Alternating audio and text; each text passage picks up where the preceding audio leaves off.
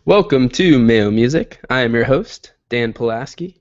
Mayo Music is an interview series where I chat with artists, musicians, and producers about their journey in the music industry. Today I spoke with Melissa B., a singer-songwriter who has been making music since she was 14 years old. She was a contestant on American Idol, Star Search, and Making the Band. Her recent hit, What You Started, has over 200,000 plays on SoundCloud.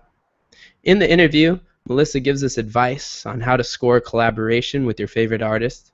She tells us her approach to building and maintaining an audience on Twitter. We discuss what she learned from her appearances on American Idol, Star Search, and Making the Band. And we also talk about how she keeps her creative juices flowing when it comes to songwriting. Let's do it. So, Melissa, you've been involved in music and making music from an early age, from what I understand. Yeah. Um, and you were in a band previously. This is all, I guess, prior to your newest work, doing electronic pop tracks. Give me kind of a brief overview of what you're doing in music before electronic pop. I started singing when I was 14, and I just started trying to find myself as an artist and everything like that. And then I was like doing all the reality shows. I did Making the Band with Puffy. I did Star Search. I did American Idol. I was doing all the reality show stuff. And Hmm. then I was like, one day after I did the Puffy Making the Band, I came to a realization. I was like, I could do this myself. And I was asked to be in a part of a band. It was called Nineveh Row at the time, and I was I was their backup singer, and they were in the midst of doing some deal, and in the midst of that, I was still my soul, my spirit was kept saying, "You need to do this yourself. You need to do this yourself." And I just was like, okay, I guess I'll do it. I It wasn't until I went through an experience with my father. My father passed away. My father used to manage me, and when my father passed, I actually took a hiatus for like 2 years from music, Hmm. and it was very traumatic for me because my dad used to do a lot for me in the music industry, and I just took the bull by the horns and I said, you know what, I can do this myself, and then I just started diving into um, my music. I don't know, it's like an epiphany. Some one day you just wake up and you say, like you wake out of bed and say, I'm not going to take this anymore, and you just do it. And that's what happened. I see. So were you like not really feeling the whole band that we're in? Was it like was it a different style than what you do now? What was the deal? Um, I was feeling the band thing, but it wasn't me. I knew it wasn't me. I felt like something was missing still, and I actually tell people I had to go through a traumatic situation in my life for me to actually take a step back and say, who are you? And before my dad died, my dad asked me, when my father had stomach cancer, he said to me, he said, promise me that you won't give up on your singing. He was like, you're going to be great. He goes, but you got to find who you are. And I really didn't know who I was. But now I can say I know who I am. Like, I know my artistry, I know what I want, I know what I'm trying to express to people, and sometimes you got to go through that. I think every artist goes through that. Hmm. Excellent. Well, let's talk about that. Let's talk about um, your first electric pop track, which was what you started. Is that kind of the first one? Actually First. was Addicted. Oh, Addicted came first. Oh, Yeah, okay. Addicted came first. Okay. Um, I actually met my producer, well, my main producer, he's my main producer, is B. Howard. Hmm. And lo and behold, I met him on the internet by some freak of nature type of craziness. I stumbled upon him, and I reached out to him, and it was by faith and luck. I reached out to him, and I was like, listen, I sing, blah, blah, blah. I really like your music. I know you produce.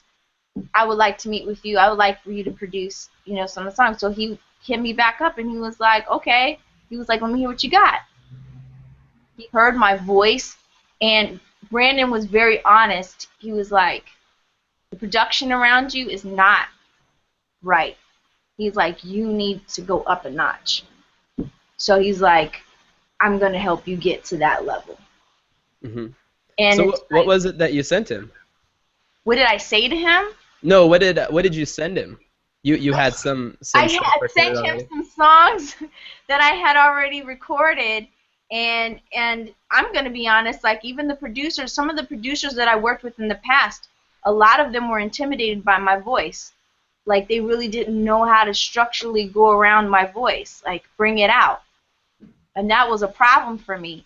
And it's all about, it's like a marriage, with music, it's a musical marriage. When you find the right producer and he knows how to work the vocals and give you that sound, then it's a match made in heaven. It's just like if you think of Aaliyah and Timberland, that was a match made in heaven. If you think of Dark Child, Ronnie Jerkins and Brandy, that was a match made in heaven. So it's like for me and B. Howard, when we work together, it's like a match made in heaven musically. Okay.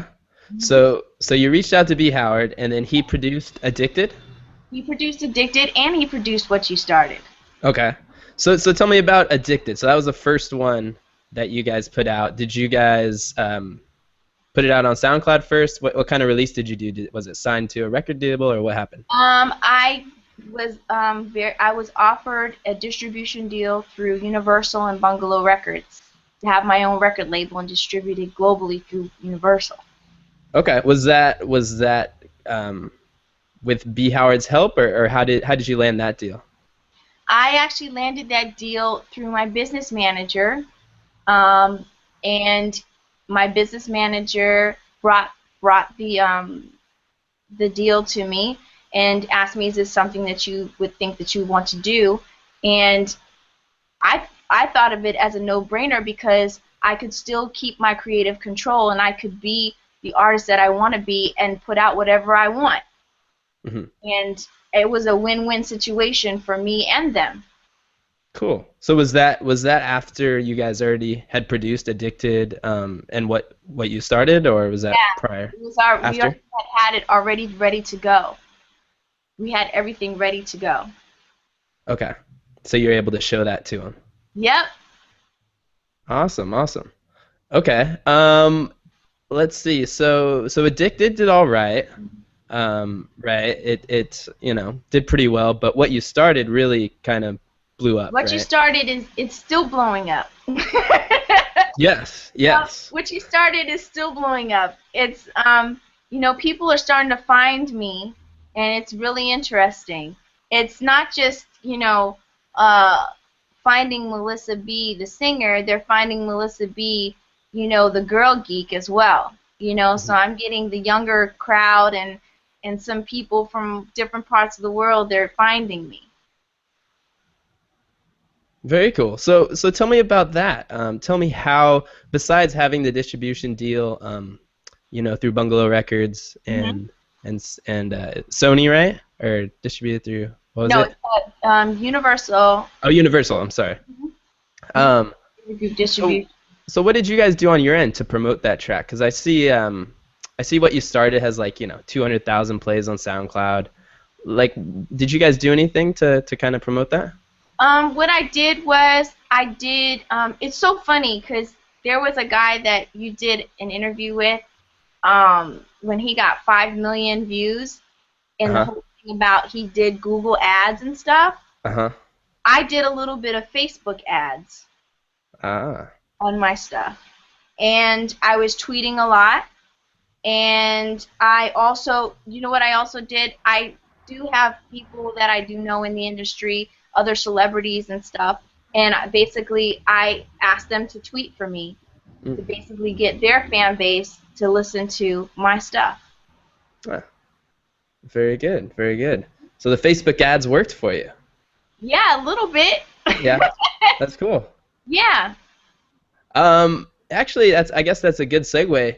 I checked out your Twitter. You have like 87,000 followers on Twitter. Hmm. Um, Obviously that helps a little bit Yes. with your music. Yes. Where did those come from? Was that just from like you've just been building it throughout your career, I or?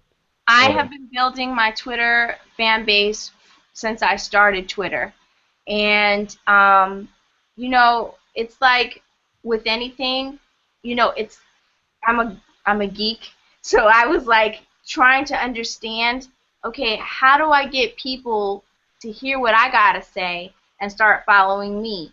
And so I started like giving like I don't know if you see some of the tweets that I do. Sometimes I do positive type of tweets. Sometimes I like throw articles out. So it's like these are parts of me that you're actually seeing when I'm saying things.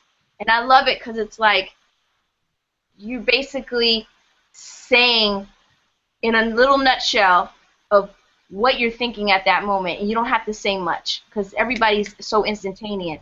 And so I started following other people, and I started noticing that hey, if I followed this person and I followed them back, then I could start getting more fans. And so whenever someone follows me, I always would state to them, hey, thank you for following. I hope that whatever I'm doing, you'll enjoy my tweets. So it's like a give and take. So I don't know, it just started going out of nowhere. People just started following me off of it. Yeah, that's cool. That's very cool. And I guess for a while, well, I guess it's always been about the music, but I was saying like what you said, like a lot of your tweets are kind of just about you. It's not like always pushing your music, promoting your music. It's just about you as Melissa. Yeah, and I try not to oversaturate myself with people on Twitter because I find that people will lose interest. Hmm. Essentially, they're gonna find out about your music, but they want to know about you.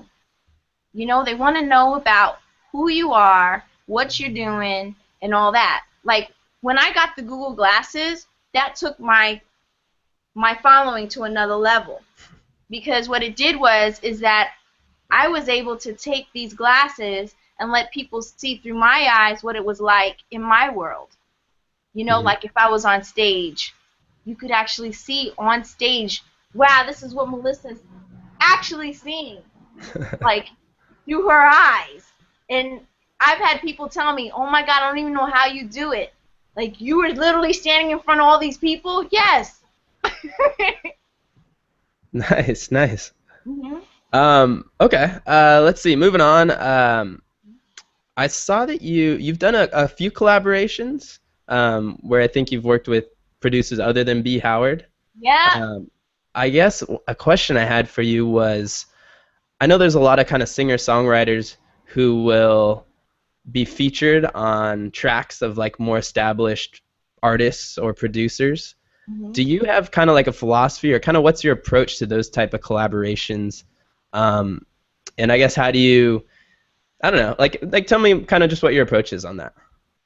Um, well, first of all, if you're doing a collaboration with somebody, you got to make sure that when you're doing that that person matches with what you're actually exuding out to people. You wouldn't want to see me singing on 50 Cent's song if what he's saying is completely opposite of what I say. Hmm. Because then you're like, wait a minute, Melissa talks so positive and 50 Cent talks about all this other stuff. That's not doesn't sound like Melissa, you know. Like I have to make sure that whoever I'm doing a song with, that I check them out and I check out what they're doing because it's going to be a reflection upon me when I do a collaboration with somebody. Like I have a collaboration coming up with Graf. Graf is a rapper in New York. He did something with Wiz Khalifa, and he's never had a female artist on any of his songs. Like he's done songs with all these different rappers, done collaboration, but never with a female artist. So I jumped on that because I thought that was a great opportunity. So a collaboration like that, did you reach out to him or did he reach out to you? How did that happen? Reached out to me. Oh, that's awesome. Yeah, he stumbled upon me through a friend of ours, and he was like, "I would love to work with Melissa," and I thought it was great. Very cool. So you're not actively kind of like seeking collaborations, or are you? I would love to. I would love to do, a collaboration with somebody. You know, I would even love to do a collaboration with Chris Brown. I think that would be cool. Yeah, why not? Okay. Let's see. I wanted to go back to something you talked a little bit about earlier, Sure. about doing the whole. I don't even know what to call. What do you call them? A competition, reality show type things. Yeah. So you auditioned or were on several of them. You Yep. said, American Idol, Making the Band, Star Search. Mhm. Tell me a little bit more about those experiences. Kind of what you took away from them, and then I guess ultimately, like, would you recommend them to other singer-songwriters? Well, what I learned from them is the first one that I would say is from American Idol and Star Search. It's, you know, you got to be yourself. When they ask you, like, who are you? Around that time, I really didn't know who I was. So if someone asked me who I was, I would just say, oh, I'm Melissa. Who is Melissa? Like now I could express that to you. Before, I just feel like I was just a singer, a singer who had a voice who was just really trying to sing. You know, what really opened my eyes was when I really did Making the Band with Puffy, and I'm gonna tell you why.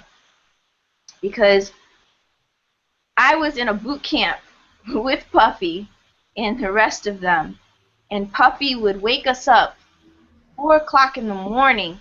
He would have us partying out 2 in the morning. You sleep for a couple hours, and he's like, "Get up, go exercise," and you're like, "What?" He's like, "Yeah, go. You got to work. Like this is not fun and games."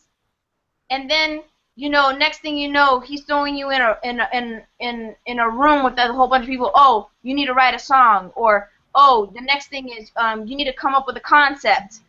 This and that. Hold on one second. I'm so sorry. Oh, that's cool. Um, and I realized, wow, if you really want this, you got to truly be dedicated. You have to truly know that, you know, there's only a certain amount of time in order to do certain things, and you just cannot uh, uh, walk around and just say, I want to be an artist. You got to truly put your all into it, or you're not gonna make it. And I also learned that Puppy doesn't sleep, and I learned that I can't sleep. And literally, I'm like a mad woman. Like my engineer, I wish I would have been in the studio today for you, but he would have been able to meet my engineer, Michael. And Michael literally lives next door to me. Like I come home from work, change my clothes, and I go in the studio almost every day. Almost every day. I literally right now have close to 40 something songs now. And I'm not going to stop. Hmm. But I learned that you cannot stop.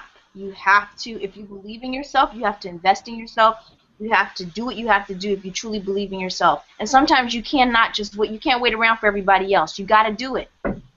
Puppy didn't wait around for anybody. If you realize what he did, he put his own effort into his own self, and he took the bull by the horn, and he said, I got to do this. And that's exactly what he woke my eyes open to. Hmm. Yeah. Okay. So in terms of, recommending it to other artists, singer-songwriters, would you say it just depends on kind of where they are in their careers? If they're, still trying to figure out who they are, it's potentially valuable, or if they're a little further along, maybe not. You know what I'm going to tell people? Because I find sometimes people ask me that. Sometimes people say, oh, I'm too old, or um, my career's over, or it's too much money. Let me tell you something. If you have something that you are passionate about and that drives you, hold on to something that will definitely help you keep driving. You know, like me, I do have a regular 9 to 5 job, you know, and I put all my money into myself. Do I regret it? No.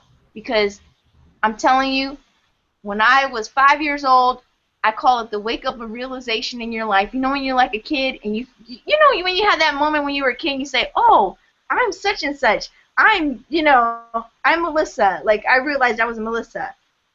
All I knew is that I wanted to sing.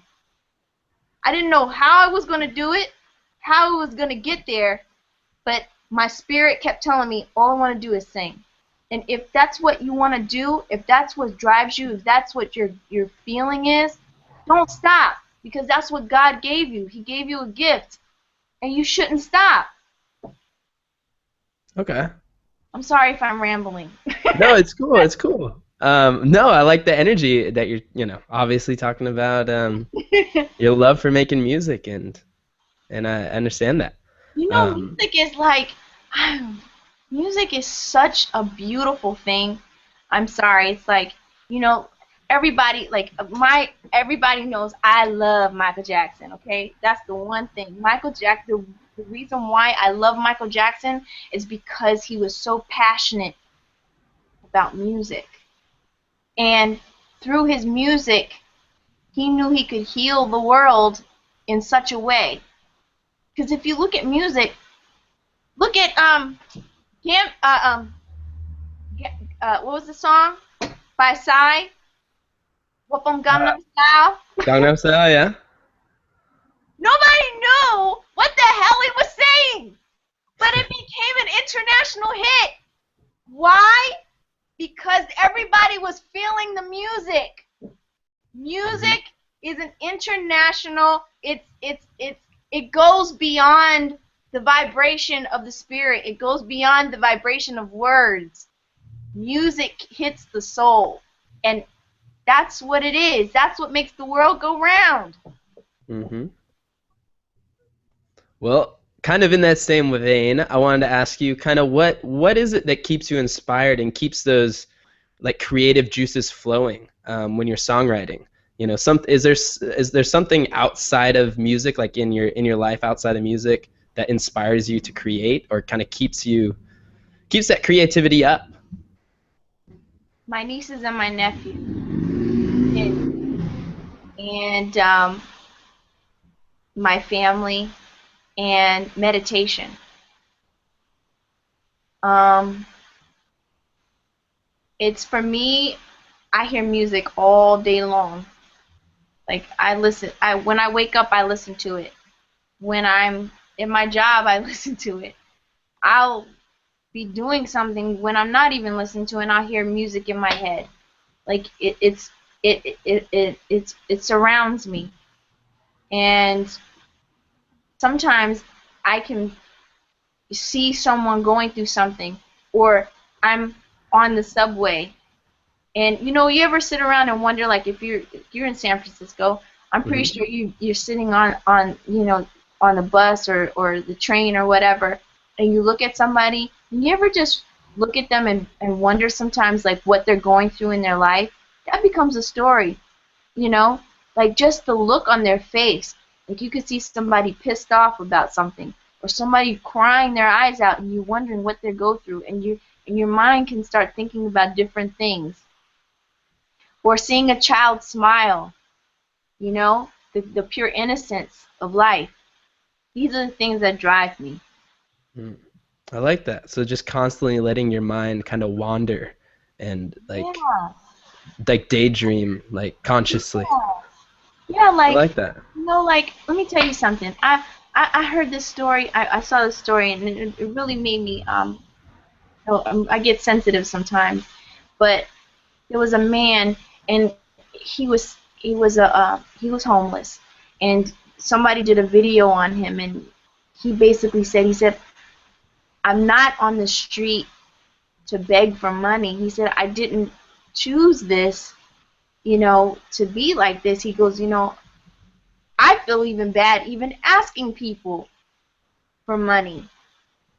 He's like, sometimes, he said, why don't you take the time? If you took the time to ask that person, that homeless person, what they went through or why they're on the street, maybe you might open your eyes, and to take the time to really give them some money. My point is, I'm not trying to riv you off or anything. My point is this, is that you don't know you don't know the story of the book unless you open it and read it. It's just like asking somebody. You can't judge a book by its cover, and people have stories, but you gotta find them and dig for them. Mm-hmm. Okay. I wanted to go back to I guess something we kind of talked about earlier. So you talked about how you just reached out to B. Howard, kind of just cold, sent him an email, said you wanted to work with him. Actually, I noticed it was a tweet. Yeah. Or it was a tweet. Okay. Yeah. Same way this interview got set up. Yeah. But I noticed that you had some other like pretty awesome mentors, like musical mentors in your life. How did you start those relationships? Was it the same way? Did you just kind of reach out to people that you liked, were inspired by, and they were receptive? Well, which ones? Let's see. I read one of your bios that said I didn't write down their names, but I read one of your bios and it said a few producers who had worked with Michael Jackson? Yeah, maybe. There was one who had like, I thought he had like Neo, like Wiz Khalifa. He had a long list of, artists he had worked with. Howard. That's Howard? Okay. Okay, maybe. Was there someone else? I feel like there was someone else. Dr. Freeze. Yes, he's the one. Dr. Freeze. Now, Dr. Freeze actually wrote, he produced Break of Dawn for Michael Jackson. Mm-hmm. And he and I met on the internet, too. And I actually admired his work. And I reached out to him, and he heard my stuff, and I sang for him on the phone. We talked, and he was like, okay, let me see how you write. So he sent me a beat just to see if I was really interested. And we wrote the song, and I sent it to him, and he just went nuts. He went crazy. He was like, oh my God, this is great, blah, blah, blah. I was like, okay.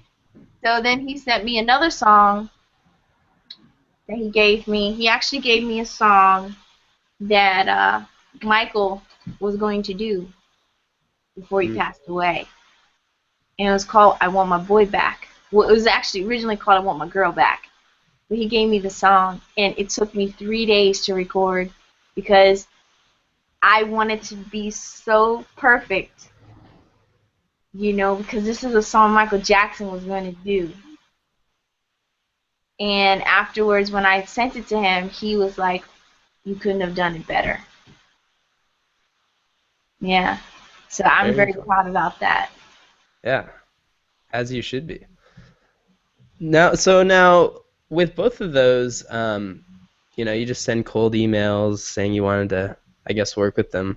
I mean, do you have any tips for an artist who wants to either work with other producers or even just, kind of have a mentor who's kind of been there, done that in their lives, at least in terms of the approach to reaching out to people? You know what? I'm going to tell you something.